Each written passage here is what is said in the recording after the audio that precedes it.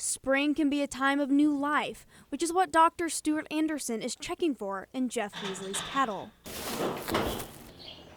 That's the calf. A majority of the cows Dr. Anderson checked are pregnant. Can you see his heart beating? And will eventually birth calves, like the one we saw last week. In that short amount of time, he has quickly grown, and soon it will be his turn for a visit with Dr. Anderson.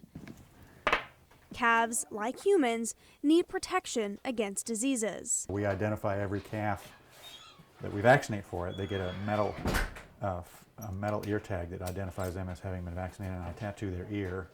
It shows they've been vaccinated. For cattle farms to grow, new calves need to be born, which is why it's important for bulls to be tested as well. We do breeding soundness examinations, and in essence we're testing for the fertility of the bulls, make sure they're capable of doing the job. The work Dr. Anderson did on the Beasley farm took up most of the day, and Jeff Beasley is grateful. It's very nice to have a veterinarian, a practice that's willing to come to the farm and do this sort of work and spend the majority of the day doing these different tasks. The overall health of the herd is important to Beasley, and once the doctor leaves, he will know how to plan for the future. We want to have a little better control, know what's going on within our own herd. So this, by having him here to do these examinations, it helps us do a better job of managing our herd.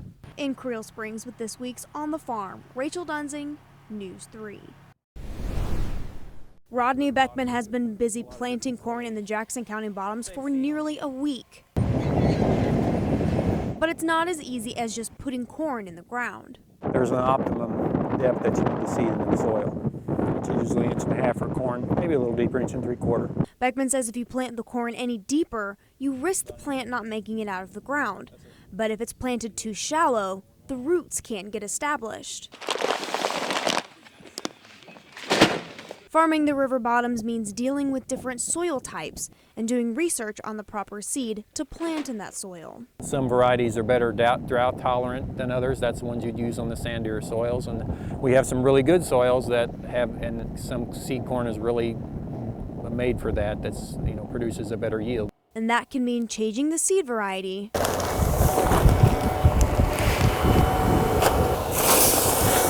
in the middle of planting. Break the corners down, then make one more round, and then you dump in the next variety. True to the current age of technology, this planter can also multitask. Puts just a dribble of liquid fertilizer right in the furrow with the seed, and when the seed sprouts, the root immediately has fertilizer right there. And just like any job, there are good days and bad days. But whether 100 acres have been planted that day or 50, farmers like Beckman make sure their crops are taking root.